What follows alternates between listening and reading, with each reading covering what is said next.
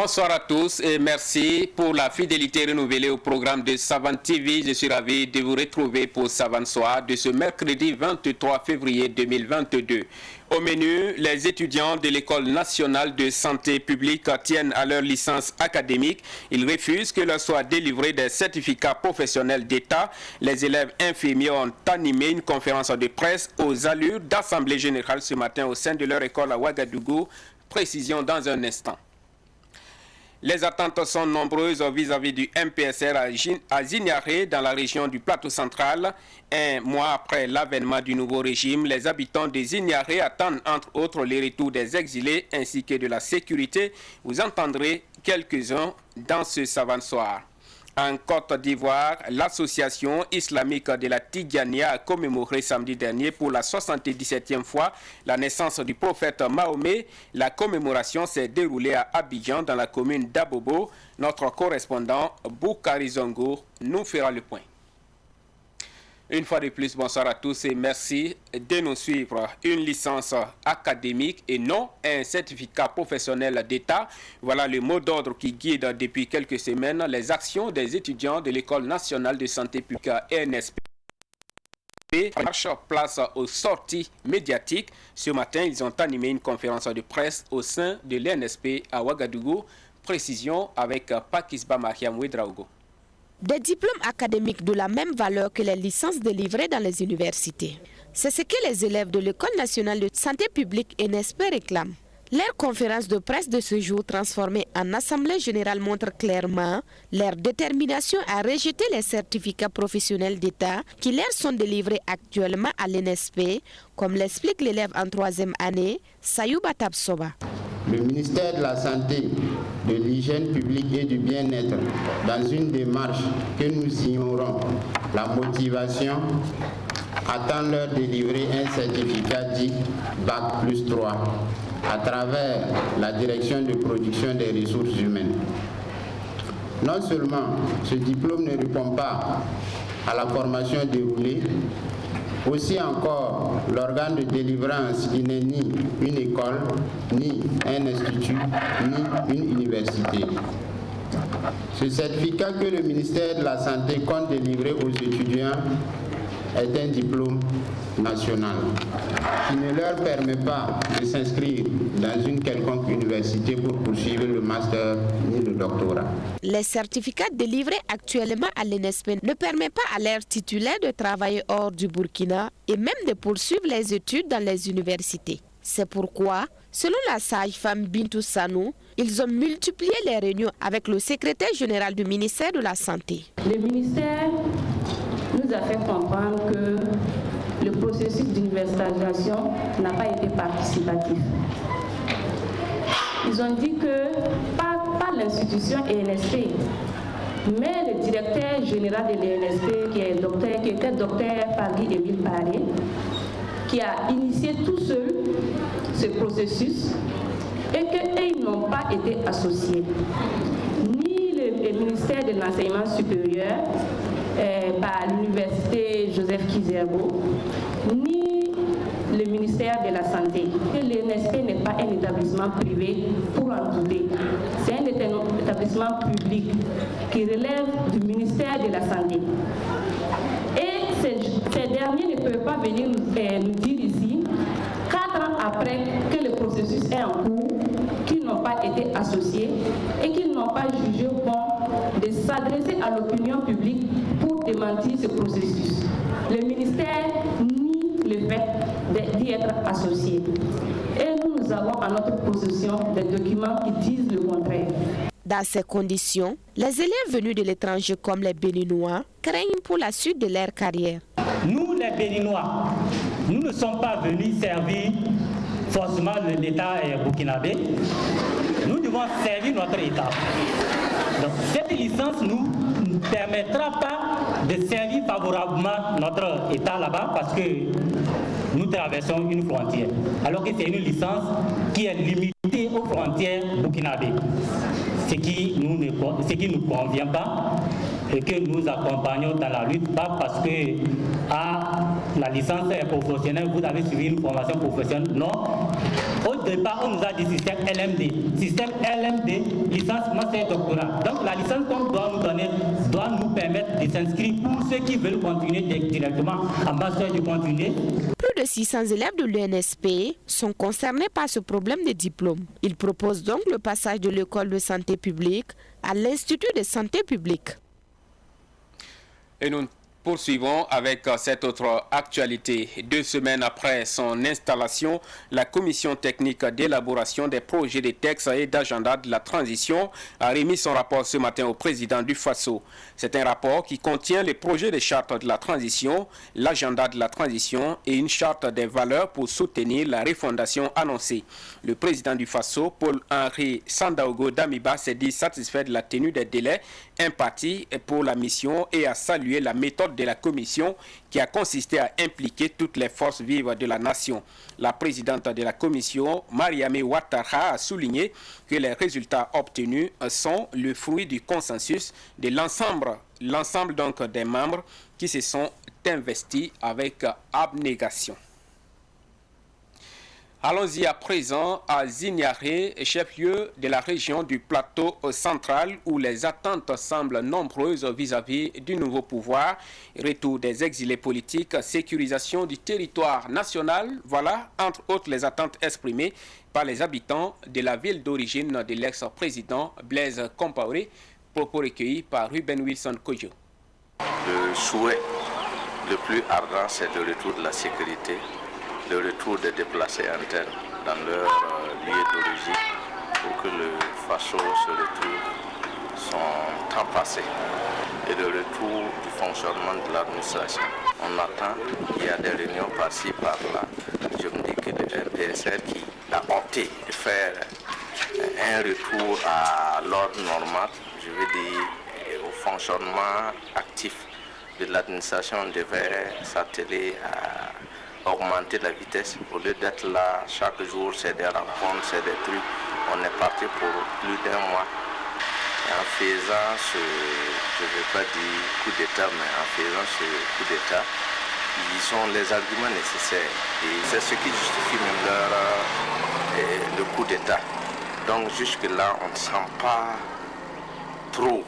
On attend toujours par-ci, par-là qu'il y a eu des attaques, mais on aurait souhaité qu'ils fassent de leur mieux pour que, même s'ils ne vont pas pouvoir faire retourner les déplacés internes cette année, qu'avec le temps, on puisse sentir que quelques jeunes qui étaient envoyés par je ne veux pas dire Annie, parce qu'actuellement ils sont identifiés. Ils arrivent en tout cas à stabiliser ces zones-là pour qu'on puisse avoir un espoir, pour qu'on puisse comprendre qu'en réalité, le coup d'État est vraiment justifié. Nous attendons que nos Côte d'Ivoire au niveau de la jeunesse pour la création des emplois. Parce que moi je suis un conducteur de tricycle. Quelqu'un qui a Bac plus 1, qui devient un conducteur de tricycle, vraiment c'est pas pour nous à monter. Donc le régime actuel doit veiller à ce que nous les jeunes qui sont sur le pas de développement, nous aider avec des fonds pour la créativité de certains emplois. Ici à la sécurité seulement, là, tout est réalisable. Parce que tout est possible au Burkina ici. C'est pas forcément que nous, en tant que, on a dit qu'on a fait des études, qu'on travaille dans le gouvernement, mais si on a des micro-projets, quand même on peut réaliser de bonnes choses. Je pense qu'ils sont arrivés avec un projet, un programme, et les gens les attendent vraiment sur le terrain, essentiellement sur les questions sécuritaires. Donc ils doivent travailler à ce que la paix puisse revenir incessamment et que les déplacés puissent retourner dans leur localité d'origine. Je pense qu'actuellement, effectivement, tout fonctionne au ralenti et que le temps presse vraiment. Et c'est à eux de prendre vraiment les décisions qui vont avec pour que la vie puisse reprendre normalement. Et plein de réunions, je pense que quelque chose de bien sortira de ça. Les gens les attendent en tout cas au pied du problème. Je pense qu'ils peuvent travailler aussi, quitte à subventionner les denrées alimentaires, pour que le citoyen lambda puisse trouver son compte.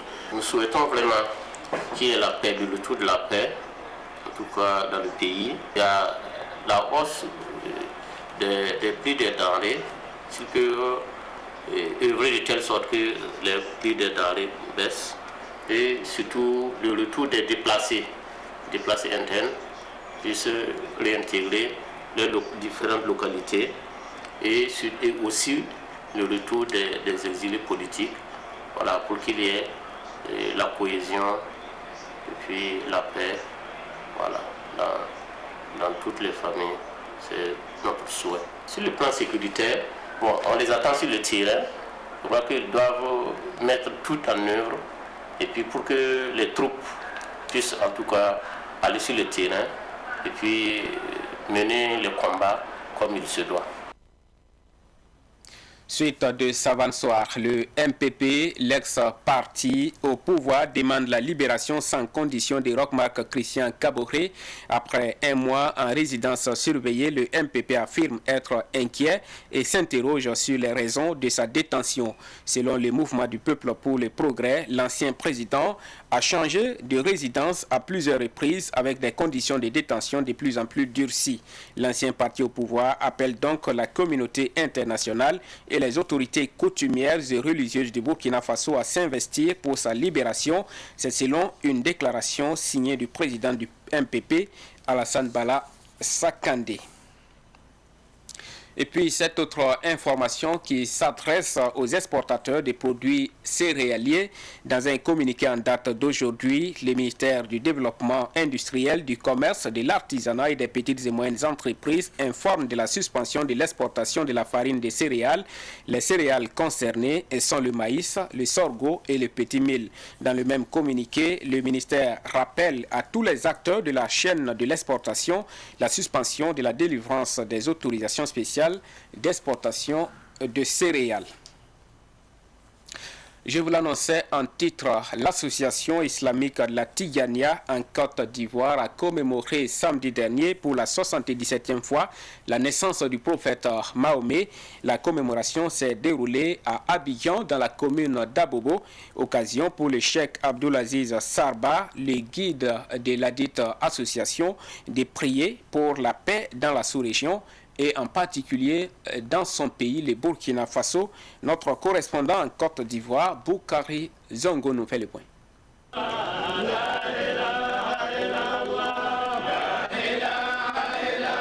L'association islamique de la Tidjania en Côte d'Ivoire a célébré sa 77e édition de la commémoration de la naissance du prophète Mohammed sallallahu alayhi wa sallam à Abidjan dans la commune d'Abobo le samedi 12 février 2022. Le guide de la dite association, Cheikh Abdelaziz Sarba, a prié pour la paix dans la sous-région, en particulier son pays d'origine, le Burkina Faso, qui souffre des attaques terroristes. De communauté Tidjania en Côte d'Ivoire.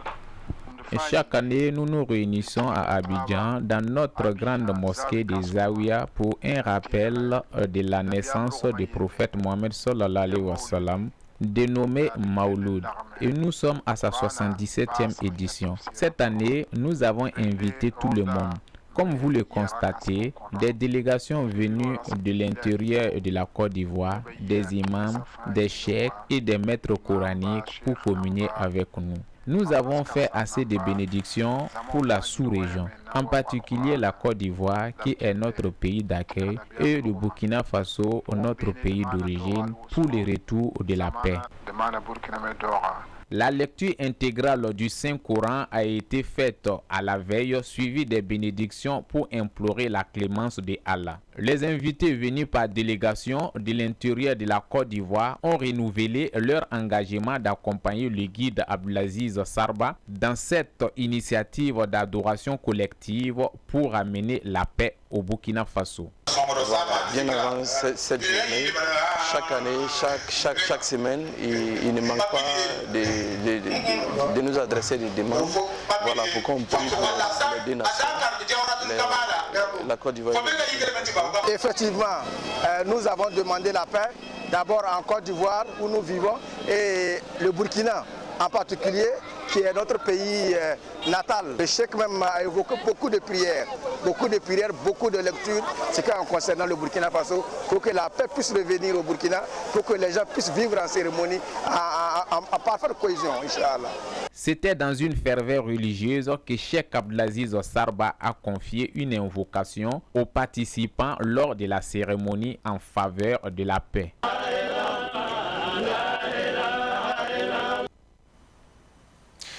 En sport, nous parlons d'abord de la CAN féminine Maroc 2022. Nous sommes en football. Les étalons dames se sont qualifiés pour les phases finales. Après leur victoire 6-0 au match aller face au Lycaon de la Guinée-Bissau, les étalons dames ont confirmé en s'imposant cet après-midi par 1-0 au stade Charles de Gaulle de Porto Novo. But marqué à la 11e minute de jeu par Juliette Nana. C'est une qualification historique pour l'équipe nationale de football féminine qui se qualifie donc pour la première fois de son histoire pour les phases finales de cette compétition. Rappelons que la CAN féminine Maroc 2022 va se dérouler du 2 au 23 juillet prochain. Et toujours en sport, un encadrement technique intérimaire pour l'équipe nationale senior de football. Nous sommes cette fois chez les hommes. La Fédération burkinabé de football a confié l'équipe A des étalons à Oscar Barrow, l'entraîneur actuel des étalons locaux. Il sera secondé par Amadou Sampo. L'ancien gardien des étalons Daouda Diakité, lui, est entraîneur des gardiens. Cette équipe technique restera donc en place jusqu'au choix d'un staff technique définitif. Oscar Barrow et ses collaborateurs vont donc conduire les étalons pour les matchs amicaux contre le Kosovo le 26 mars et contre la Belgique le 29 mars prochain. Voilà, et c'est par ces informations sportives que s'achève Savane Soir d'aujourd'hui. Je suis ravi de vous l'avoir présenté. Merci à tous de l'avoir suivi. Passez une excellente soirée.